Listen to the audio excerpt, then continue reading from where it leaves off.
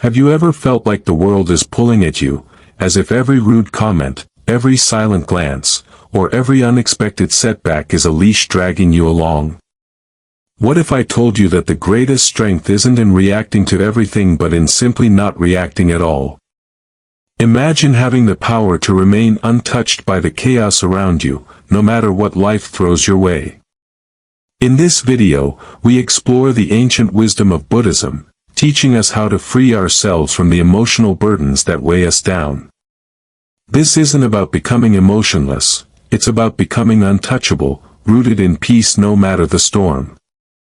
Stick with me to the end, as we'll uncover a powerful lesson that could change the way you approach your life and emotions forever. Part 1: The Illusion of Control and the Power of Detachment.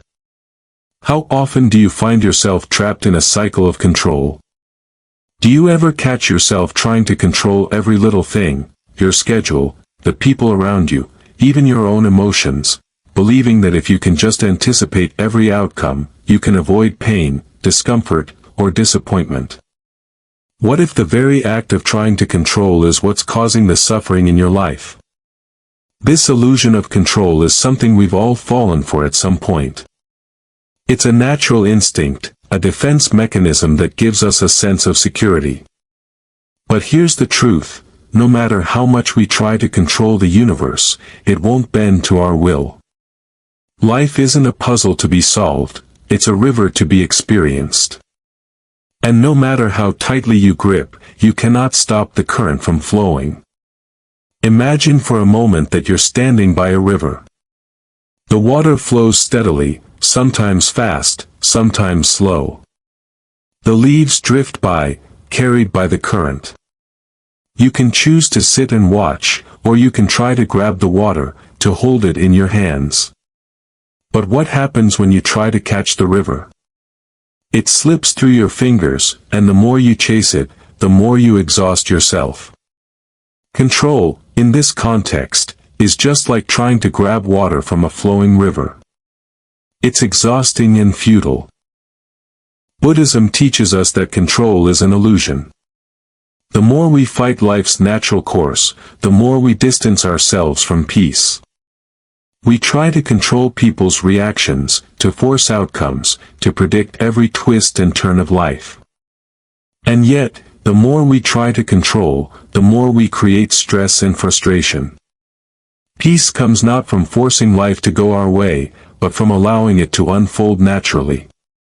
What if, instead of trying to force outcomes, you simply allowed things to be as they are? What if you stopped controlling every conversation, every decision, every outcome? What if you trusted that life would unfold as it's meant to, with or without your constant interference? In Buddhism, we are reminded of the importance of detachment. Detachment doesn't mean withdrawing from life or shutting off emotions. Rather, it means experiencing life fully without clinging to it. Think of it like holding a rose. When you grasp it tightly, the thorns pierce your skin. But if you gently hold it, you can appreciate its beauty without the pain.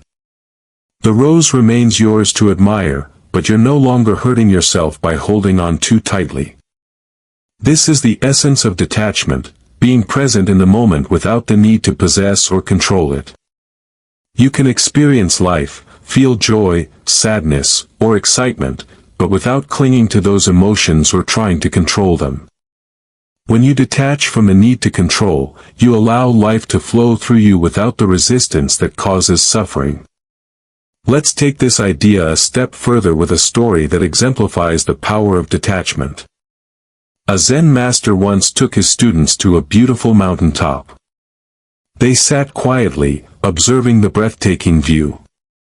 One student, eager to find the secret to peace, turned to the master and asked, "What is the key to stillness, to inner peace?" The master simply pointed to the mountain and said, "Look at the mountain. It does not resist the wind. It does not fight the rain. It simply stands. It doesn't control the weather, it allows it to pass by. It is rooted, yet free. This is the secret." The student didn't fully understand, but the master continued, "You are like the mountain. You cannot control the storms of life, but you can choose to be still and rooted within yourself. You can choose to let the storms pass without being shaken." In this story, the mountain represents detachment. It remains grounded, unmoved by the external forces around it. It doesn't fight the wind, the rain, or the sun, it simply exists, rooted in the present. Similarly, detachment allows us to stand firm in the face of life's challenges without being overwhelmed by them. So, how does this apply to your life? How often do you find yourself fighting against the natural flow of events? Do you hold on too tightly to situations, to people, or to outcomes, believing that if you don't, everything will fall apart? What if you could let go of the need to control and simply allow life to unfold? The key here is acceptance. Acceptance doesn't mean passivity or indifference, it means embracing life as it is, with all its uncertainties and imperfections. When we stop trying to control everything, we create space for peace to enter. We stop fighting against life's current, and we begin to flow with it. Think about a time when you tried to control a situation or a relationship, only to feel exhausted and frustrated. What happened when you finally let go of the need to control? Did the situation improve? More often than not, when we surrender the need for control, we find that things naturally work themselves out, and we experience less stress in the process. Let me offer you a simple practice that you can use to start embracing detachment in your life. Next time you find yourself overwhelmed by the need to control, take a moment to pause. Close your eyes and take a deep breath. Ask yourself, am I holding on to something that no longer serves me? Am I trying to control something I cannot change? Then, gently release that thought, that emotion, or that attachment. Let it go, like a leaf floating down a stream. Allow yourself to feel the relief that comes with surrender. Remember, peace doesn't come from control. It comes from letting go. You don't need to chase every outcome or manipulate every situation. Life will unfold as it is meant to. Your job is to remain rooted in your own inner peace, to detach from the need to control, and to allow yourself to flow with life's current. The more you practice this, the more you'll find that peace is already within you, waiting to be discovered. So, let go of the illusion of control. Stop chasing the clouds. Instead, root yourself in the stillness that's always been inside you. Allow life to flow, and trust that, in the end, everything will unfold exactly as it should. Part 2. Emotional Non-Reactivity, the Art of Stillness. How many times have you found yourself caught in the storm of your emotions? Someone says something hurtful, and suddenly, you feel like you're being swept away in a tidal wave of anger, frustration, or sadness. Your mind races, your heart beats faster, and before you know it, you've already reacted, perhaps in a way you later regret. But what if, instead of being pulled into this emotional storm, you could stand still, unaffected by the winds of external events? What if the greatest strength wasn't in reacting, but in remaining still? This is the essence of emotional non-reactivity, the ability to sit quietly in the face of life's challenges, to observe your emotions without being swept away by them, and to choose your response thoughtfully, rather than letting your impulses dictate your actions. It sounds simple, but it's not easy. In fact, we live in a world that rewards quick reactions. We are expected to reply instantly to texts, defend ourselves at a moment's notice, and make decisions with little thought. But in doing so, we give away our power. Every time we react impulsively, we allow our emotions to control us. We hand over our peace to the situation, allowing it to dictate how we feel and behave. Let's consider a simple analogy. Imagine you're walking through a forest, and suddenly, you're caught in a storm. The wind howls, the rain pours down, and the trees around you sway violently. You could try to fight the storm, to stand against it, but the harder you resist, the more exhausted you become. Or, you could find shelter beneath a tree, sitting quietly, allowing the storm to pass around you.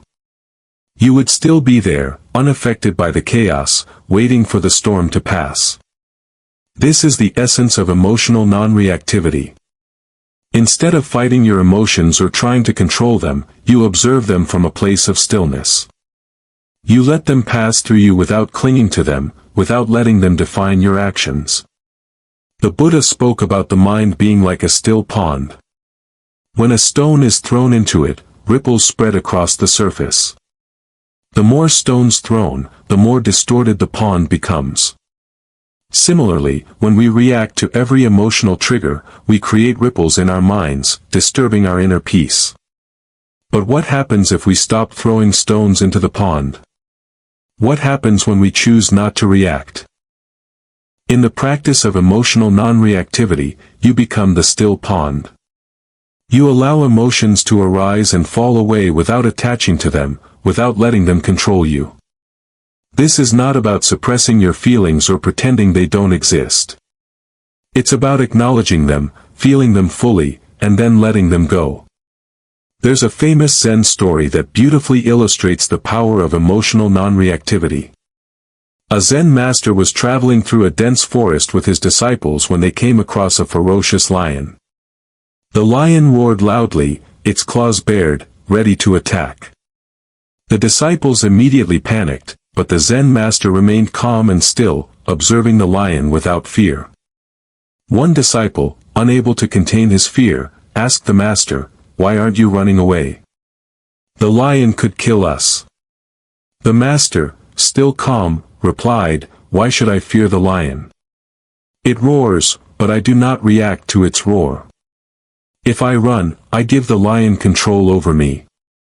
If I stand still, the lion has no power." In this story, the lion represents life's challenges, the things that scare us, anger us, or provoke us.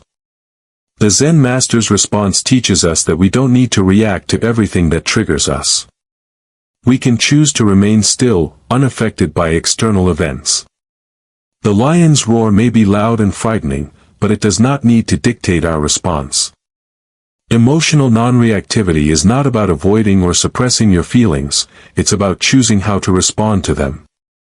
It's about standing firm like the Zen master, observing the storm of emotions without being swept away by it. Let's dive deeper into what emotional non-reactivity looks like in our everyday lives. Imagine this scenario. You're at work, and a colleague makes a snide remark about your project. Immediately, you feel a rush of anger and frustration. Your first impulse is to respond, to defend yourself, to prove them wrong. But what if, instead of reacting in that moment, you took a step back? What if you paused, took a deep breath, and allowed yourself to simply observe your feelings without immediately acting on them? In that moment, you create space. You let the emotion wash over you without letting it dictate your behavior. You don't need to defend yourself, because you realize that the remark is not about you, it's about them. When you choose not to react, you reclaim your power. You are no longer controlled by the words or actions of others. There's an old saying, count to 10 before you speak. This simple piece of advice holds great wisdom. By taking a moment to pause, you create space between your emotions and your response.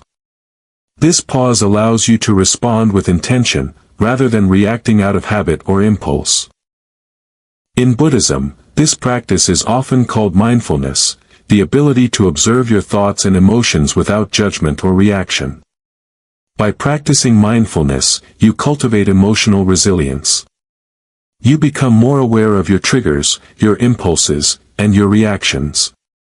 Over time, you learn to choose your responses wisely, rather than letting emotions dictate your actions. A famous Buddhist story tells of a young monk who was traveling with his teacher. Along the way, they came across a beautiful woman who was stuck in a muddy stream. The woman asked for help, and without hesitation, the young monk picked her up and carried her across the stream. The teacher was silent. After they had crossed, the teacher asked the young monk, "Why did you carry that woman?" The young monk replied, I helped her because she needed assistance. The teacher smiled and said, I left her behind at the stream. You carried her in your arms, but I carried no one. In this story, the teacher's response teaches us that emotional non-reactivity is not about avoiding help or closing ourselves off, it's about recognizing when an emotion or situation does not require our response. The young monk acted out of compassion, but he allowed the action to be the end of the matter. The teacher, on the other hand, recognized that carrying the woman was an action, not an attachment. He did not let it disturb his mind after the fact. Like the teacher, we can engage with the world without allowing our emotions to cling to us.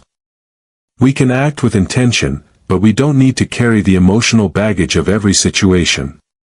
Detach from the need to react, and you will find greater peace in your actions. Practical advice for cultivating emotional non-reactivity. 1. Create space. The next time you feel triggered, practice the pause. Breathe deeply and give yourself a moment before reacting. In this moment of stillness, you allow yourself to choose a response that aligns with your values and peace. 2. Observe your emotions. When strong emotions arise, instead of reacting, simply observe them. Ask yourself, what am I feeling? Why am I feeling this way? By naming the emotion, you detach from it. You are no longer controlled by it, you are the observer. 3. Practice mindfulness. Mindfulness helps you stay grounded in the present moment, without being swept away by past regrets or future anxieties. When you are mindful, you can respond to life with clarity, rather than reacting impulsively. 4. Let go of the need to be right. Often, we react because we feel the need to defend ourselves or prove that we are right. Let go of this need. You don't need to win every argument or justify your actions. Instead, ask yourself, is this worth my peace? 5. Embrace silence. In a world that values quick responses, silence is a powerful tool. Sometimes, the best response is no response at all. Silence doesn't mean indifference, it means strength and self-control. Emotional non-reactivity is not about suppressing or ignoring your feelings. It's about choosing not to let them control you. When you practice stillness in the face of life's challenges, you reclaim your power. You are no longer a puppet of your emotions. You are the master of your inner world, grounded in peace, no matter what life throws your way. So, the next time you feel the urge to react, remember this. You have the power to remain still. Like the Zen master, being swept away. And in that stillness, you will find the peace and strength you've been searching for. Part 3, The Matrix of Approval, Society's Influence on Our Peace. Have you ever stopped to consider how much of your self-worth is shaped by the opinions of others? How often do you find yourself measuring your value based on what people think, how many likes you get, or whether you fit into society's narrow definition of success? What if I told you that the approval you seek from the outside world isn't a reflection of your true self, but rather a mask you've been conditioned to wear? And what if letting go of the need for approval could be the key to reclaiming your inner peace? We live in a world that constantly feeds us the illusion that our worth is determined by how others see us. From the moment we are born, we are taught that love, success, and happiness come with conditions that are often set by society. The approval matrix we're caught in tells us that we must look a certain way, behave a certain way, and achieve certain things to be considered worthy. But what if this entire matrix is built on false premises? What if the approval we seek from others is not only unnecessary but also the very thing that keeps us from experiencing true peace? Buddhism teaches us that suffering arises when we mistake external validation for our true worth. The Buddha himself rejected the idea of clinging to external conditions as a measure of success or happiness. True peace, according to Buddhist wisdom, is found when we stop seeking approval from the world around us and start reconnecting with our authentic self. Imagine this, you're standing in front of a mirror, trying on different outfits, adjusting your hair, and smiling at yourself. But instead of seeing your true reflection, you're looking at a distorted image, an image shaped by the opinions of others. You might ask yourself, do I look good enough? Will they approve of me? Am I worthy of their attention? But what happens when you stop asking these questions? What if, instead of trying to conform to the image you think others want to see, you simply embraced who you are in that moment? What if you stopped looking to the mirror for validation and started seeing yourself as you truly are, without judgment, without comparison, and without the need to please anyone? The truth is, much of what we chase in life is not truly ours, it's a script we've been handed by society. We've been told that the perfect body, the perfect job, and the perfect life are the benchmarks of success. But in this pursuit, we lose ourselves. We begin to live for others, to perform for others, and to measure our worth based on how others perceive us. But in doing so, we forget the most important thing, that we are enough just as we are. We don't need anyone's approval to validate our existence. Let me share a story about the Buddha that illustrates this perfectly. Before he became the enlightened teacher we know today, Siddhartha Gautama was a prince, living in a palace surrounded by luxury and wealth. His father, King Suddhodana, wanted Siddhartha to grow up to be a powerful ruler, so he sheltered him from the harsh realities of life. Siddhartha was taught to pursue wealth, status, and power, believing that these things would bring him happiness and fulfillment. But one day, Siddhartha ventured outside the palace walls and saw 4 sights that changed his life: an old man, a sick man, a dead body, and a wandering ascetic. These sights made him question everything he had been taught. He realized that no matter how much he tried to control his surroundings, life was unpredictable and impermanent. No amount of wealth, status, or power could shield him from the suffering that was an inherent part of the human experience. So, Siddhartha left the palace, renounced his royal life, and set out on a journey of self-discovery. He realized that true peace and enlightenment came not from seeking external approval or validation but from understanding the impermanence of life and letting go of attachment to worldly desires. Just as Siddhartha had to let go of the expectations of his father and the palace to find his true path, we must let go of the societal script we've been handed. We are not defined by what others think of us, and we do not need to chase their approval to be at peace. Now, let's reflect on how this approval matrix shows up in our own lives. Think about the pressure you feel to keep up with trends, to appear successful, or to fit in with societal expectations. How often do you adjust your behavior, your appearance, or your beliefs to meet these standards? How many times have you made decisions based on what you think will earn you approval, rather than based on what aligns with your true values?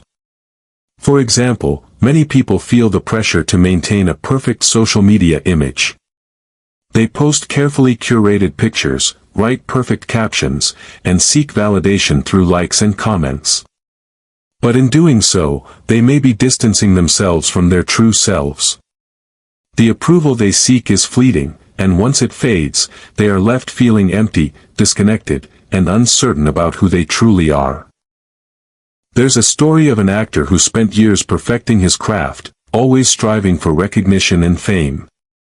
He wore a mask on stage, playing a role that the audience loved. But after many years of success, he became disillusioned. He realized that the applause he received wasn't for his true self, it was for the character he portrayed. The more he tried to gain approval from others, the more he felt disconnected from his authentic self. It wasn't until he stopped performing for others and began living for himself that he found true peace. This actor's story is a metaphor for how many of us live today. We wear masks to fit into society's expectations, and we perform for the approval of others. But in doing so, we lose touch with who we truly are. The moment we stop seeking external validation and begin living in alignment with our authentic selves, we find peace. True freedom comes when we stop seeking approval from others and start validating ourselves. When we stop performing for the world and start living authentically, we reclaim our power and inner peace. Practical advice: unplugging from the approval matrix.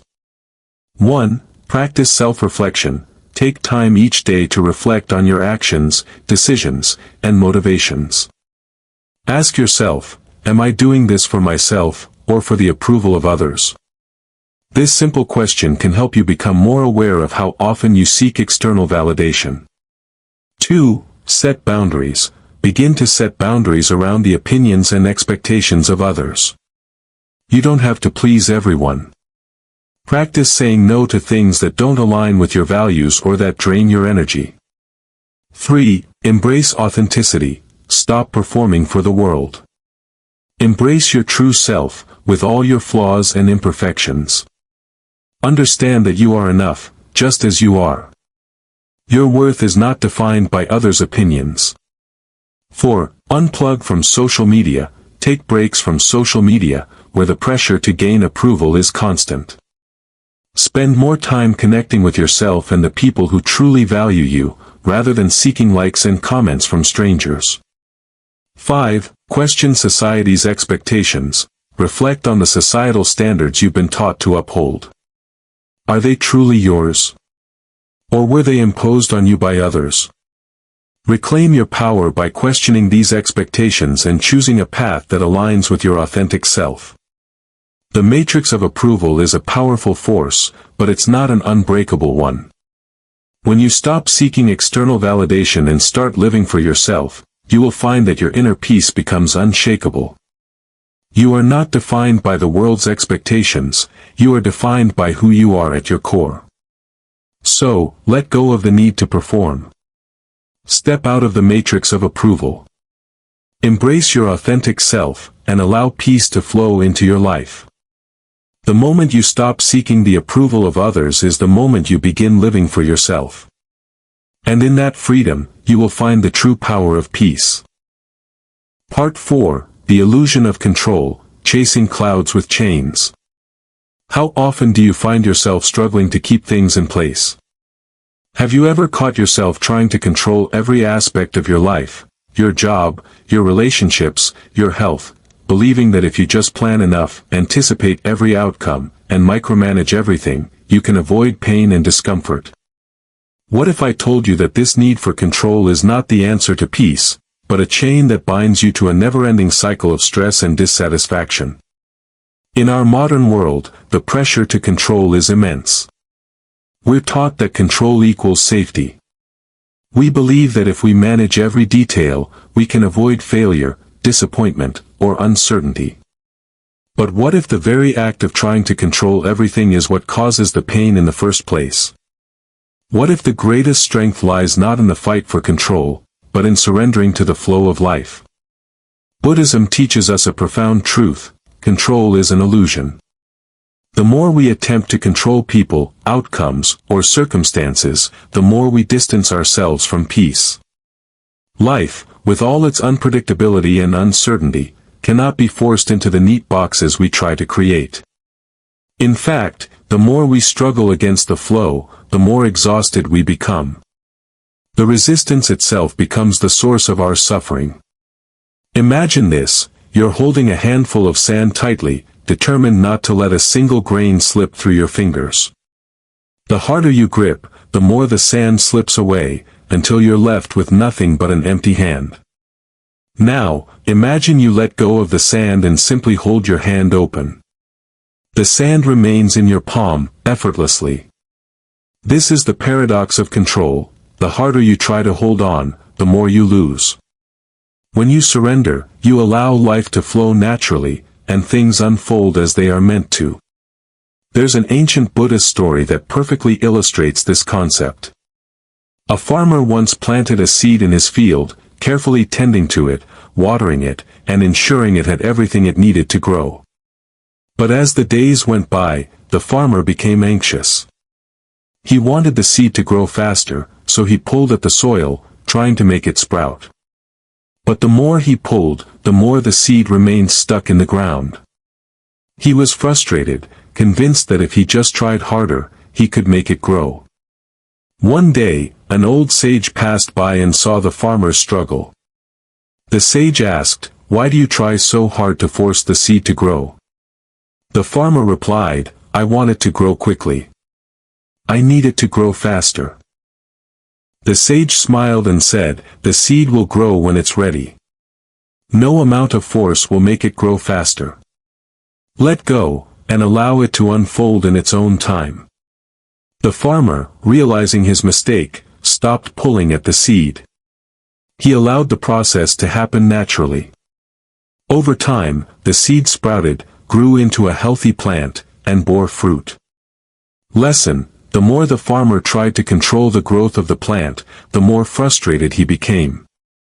It wasn't until he surrendered the need for control and allowed nature to take its course that the seed grew. Similarly, in life, when we stop trying to force outcomes and allow things to unfold naturally, we find that peace comes effortlessly. Let's take a moment to think about this paradox. The more we try to control life, the more we feel out of control. The more we strive for certainty, the more we are overwhelmed by uncertainty. The more we plan, the more life seems to slip through our fingers. Why? Because control is a finite thing. It's limited, and it's based on the illusion that we can shape the world around us according to our desires. But here's the truth: life is not a puzzle to be solved, it's a river to be experienced. The more we try to control the flow of life, the more we resist its natural course.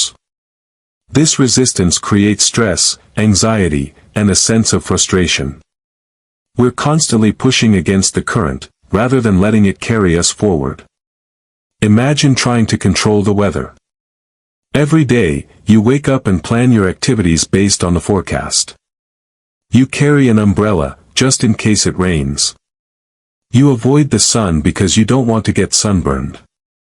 But no matter how much you try to control the weather, you cannot change it. It will rain when it rains, and the sun will shine when it chooses. The weather doesn't care about your plans.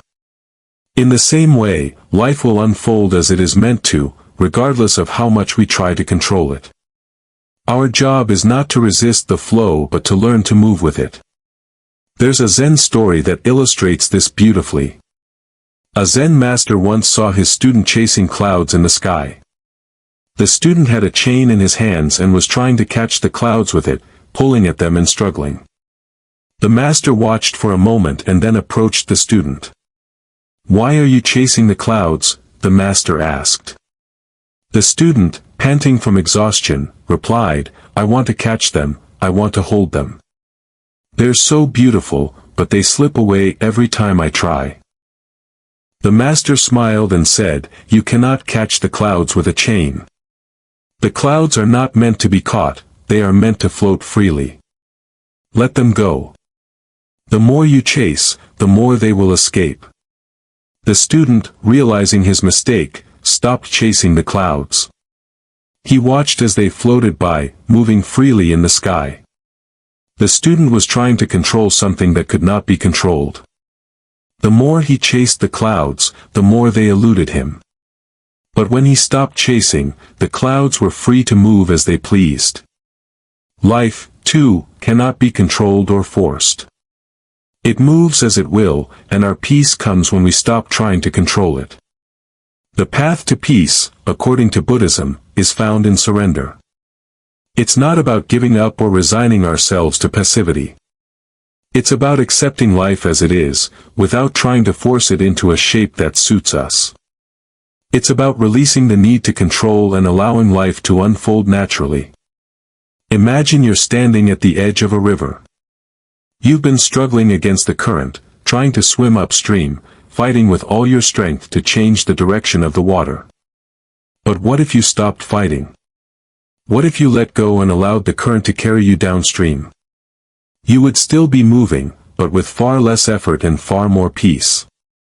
This is the essence of surrender, not to give up, but to accept that there are things in life that we cannot control. It's about finding peace in the flow, rather than in the fight. Practical advice: letting go of control. 1. Acknowledge what you can't control. Take time each day to reflect on what's within your control and what isn't. The more you focus on what you can influence, the more at peace you'll feel. Let go of the things that are outside of your control. 2. Trust the process. Life unfolds in its own time.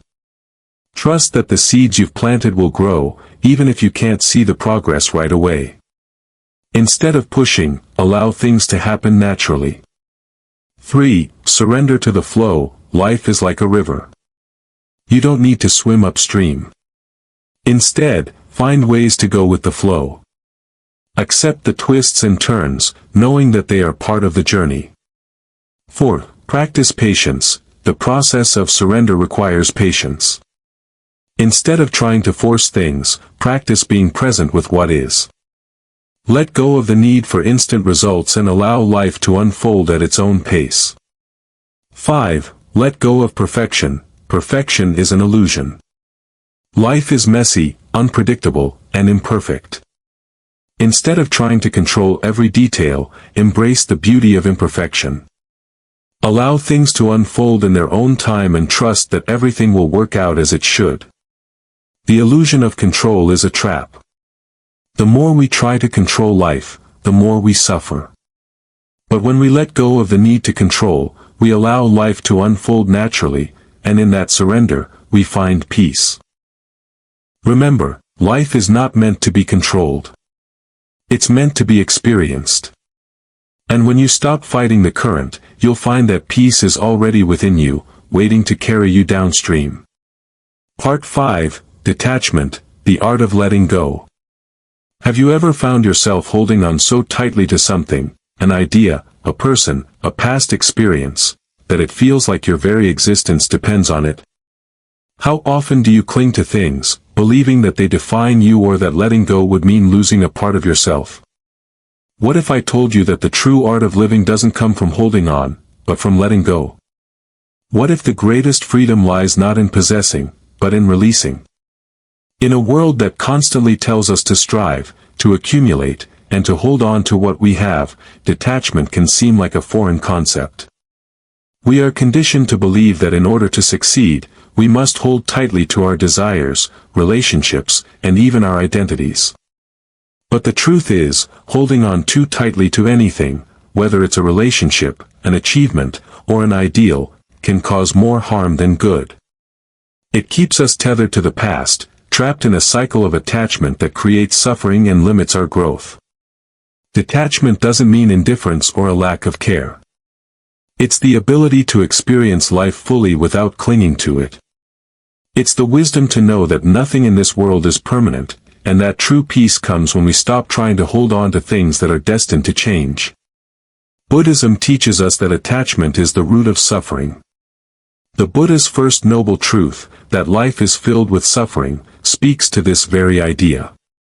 The suffering we experience doesn't come from the world itself, but from our attachment to it, our desire to make things stay the same, to resist change, or to possess what we cannot hold forever.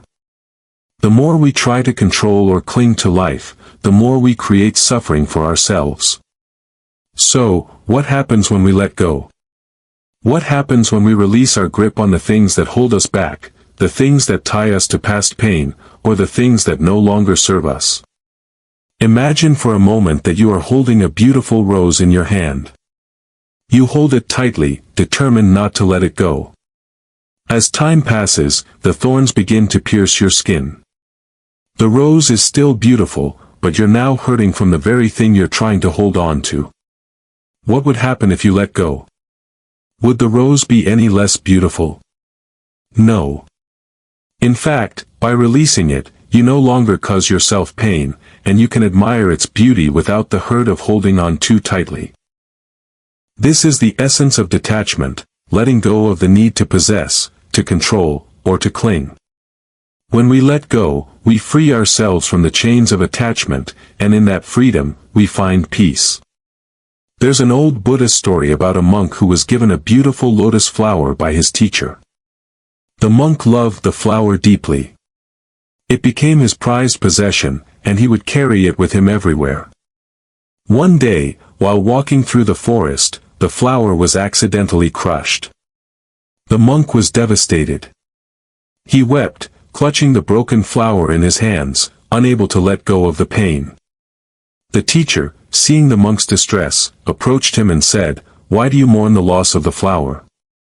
You cannot possess the lotus forever. It was never truly yours to hold. The flower was beautiful, but its beauty was fleeting. Let it go, and you will see that peace does not come from possession, but from freedom." The monk, after a long silence, let go of the flower. In that moment, he realized that the flower's beauty lay not in his possession of it, but in its natural state. He had been holding on to something that could never be kept, and in doing so, he had created his own suffering. The monk's attachment to the flower caused him pain, not because the flower was gone, but because he had attached his happiness to something that was destined to change. Detachment is not about abandoning love or beauty, it's about embracing the impermanence of life and finding peace in the flow, rather than in the need to possess. Let's consider another example. Think of a tree in the autumn, shedding its leaves. The tree doesn't resist the process. It doesn't cling to its leaves, trying to keep them attached through the winter. Instead, it lets go. The leaves fall, and the tree remains standing, strong, and free. In this simple act of letting go, the tree shows us the power of detachment. By releasing the leaves, it prepares itself for new growth in the spring. It doesn't hold on to the past, it makes space for the future. Similarly, when we release our attachments, we make room for new growth, new experiences, and new possibilities in our own lives. There's a famous Buddhist teaching about a man who, while walking through a forest, came across a steep cliff. As he made his way down, he slipped and found himself hanging from a branch. Below him was a vast drop, and he feared he would fall. But then, he heard a voice that said, "Let go of the branch." The man, terrified, asked, "What will happen if I let go?" The voice replied, "You'll find a new way to survive. Let go, and you will be free." The man hesitated. He was holding on tightly to the branch, unwilling to release it. Finally, after what seemed like an eternity, he let go.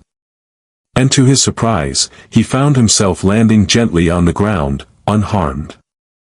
The man's fear of letting go was what kept him stuck. The moment he released his grip, he was free. This is the essence of detachment. We often cling to things out of fear, but when we let go, we find new possibilities, new strength, and new freedom. Letting go doesn't mean abandoning everything or withdrawing from the world. It means engaging fully with life, but without the need to cling to anything. It's about experiencing each moment with openness and acceptance, knowing that nothing is permanent, and that true peace comes from embracing the present, not holding on to the past. Here are some practical ways you can begin to practice detachment in your daily life. 1. Release attachment to outcomes. When you set goals or take actions, let go of the need to control the outcome. Do your best, but don't become attached to the result.